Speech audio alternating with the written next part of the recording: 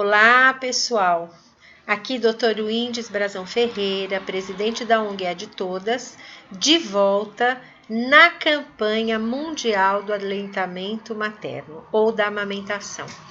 Bem, por sinal, existe uma diferençazinha entre aleitamento materno e a amamentação, mas não sou eu que vou falar disso, não. Eu vim aqui hoje para falar sobre um tema que, claro, para nós da ONG É de Todas é de particular importância, que é exatamente sobre a relação entre aleitamento materno, amamentação e o bebê que nasce com deficiência, né? Quem é esse bebê que nasce com deficiência? É aquele bebê cuja deficiência ou cuja síndrome ou cujas características diferentes do padrão de normalidade, elas são identificadas imediatamente ao nascimento, né? São as chamadas deficiências congênitas. Então, por exemplo, uma criança que nasce com síndrome de Down, a gente sabe que pode imediatamente ser identificada pelos médicos, até mesmo pelas enfermeiras, pela equipe do hospital que está ali envolvida no processo do parto, porque hoje a síndrome de Down é uma síndrome extremamente conhecida. A segunda deficiência, por exemplo, seria a paralisia cerebral, né? Algum tipo de intercorrência durante o parto que acaba gerando uma situação em que o bebê perde a possibilidade de respirar, né? De oxigenar o seu sistema nervoso e acaba nascendo com um quadro chamado de paralisia cerebral. Uma outra opção que hoje se fala muito é a microcefalia, né? As crianças que nasceram com microcefalia. E existem muitas outras deficiências que também podem ser identificadas ao nascimento e que elas têm uma implicação com um quadro neurológico, por exemplo, mais sério, né? Mais severo.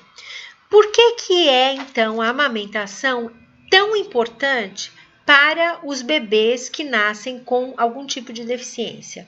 A primeira razão pela qual ela é importante é porque alguns bebês eles nascem com um padrão de tonicidade alterado. Enquanto, por exemplo, na síndrome de Down, o bebezinho vai ter um padrão de hipotonia muscular na região, como nós chamamos, né, orofacial, a língua mais alargada, mais molinha, os lábios abertos, mais grossos, porque eles não têm tônus muscular suficiente nessa região. Uma criança que nasce com paralisia cerebral, do outro lado, ela vai ter o oposto, ela vai ter um padrão muscular que tende para tonicidade mais intensa, né? Então, seria mais rígido, mais espástico, né? Com maior tônus muscular. Nos dois casos, é óbvio, fica claro que as crianças vão ter algum tipo de dificuldade para ser amamentado. No entanto, a amamentação é fundamental para os dois. Bem, no caso de uma criança que tem uma hipotonicidade muscular nessa região orofacial, o que acontece? Ela vai muito provavelmente ter uma sucção mais suave, vamos dizer assim, sem força, sem tônus muscular. E uma criança com paralisia cerebral, ela pode ter uma sucção maior, mais dificultada pela hipertonicidade muscular da região orofacial.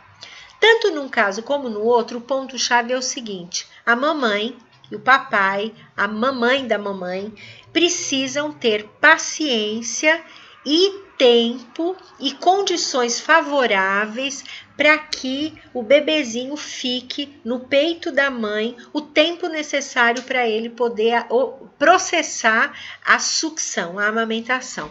Inclusive, aqui é interessante dizer que a gente vai ter aqui também nos vídeos a psicóloga Lilian da Fonseca dos Santos, que é nossa parceira da ONG É de Todos, ela é coordenadora executiva da ONG É de Todas. E ela tem uma especialização muito interessante, que é na área de neuropsicologia. E na neuropsicologia, o próprio nome diz, né, neuro, aprende-se muitas coisas a respeito dos processamentos neuronais. Então, a Lilian vai estar com a gente falando um pouco sobre isso. Por que a amamentação ela é fundamental para melhorar a qualidade do processamento neuronal. Então, aqui eu estou dizendo por que ela é importante para os bebezinhos que nascem com qualquer tipo de deficiência, né? Bom, além disso, o leite materno, ele tem propriedades que o leite comum para o bebê não possuem. E essas propriedades, elas são fundamentais, tanto para proteção do bebezinho contra doenças, então ele previne doenças porque ele aumenta a imunidade do bebê, como ele tem um papel fundamental para a construção de bainhas, são chamadas bainhas de mielina, ou processo de mielinização das células nervosas, que é uma capinha que é construída em volta de uma determinada área da célula nervosa que garante a efetividade da passagem dos impulsos nervosos. Mas essa conversa toda vai ser com a Lilian depois.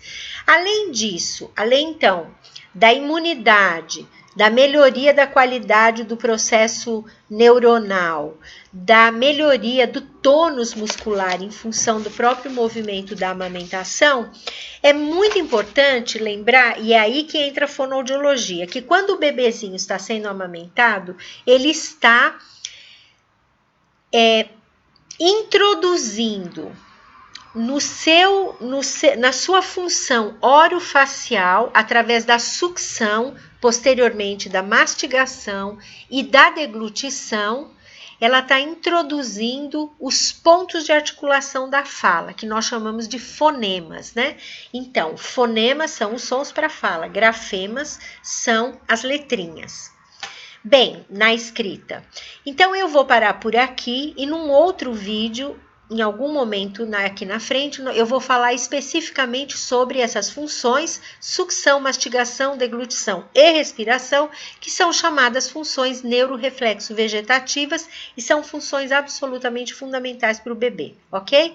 Então, até o próximo vídeo. Lembre-se de divulgar esses vídeos para as mães que vocês conhecem, que estejam grávidas ou que tenham tido seus bebês e cuja idade ainda esteja entre 0 e 2 aninhos de idade, e vamos compartilhar o máximo possível a campanha na rede social, ok? A campanha mundial pelo aleitamento materno. Namastê!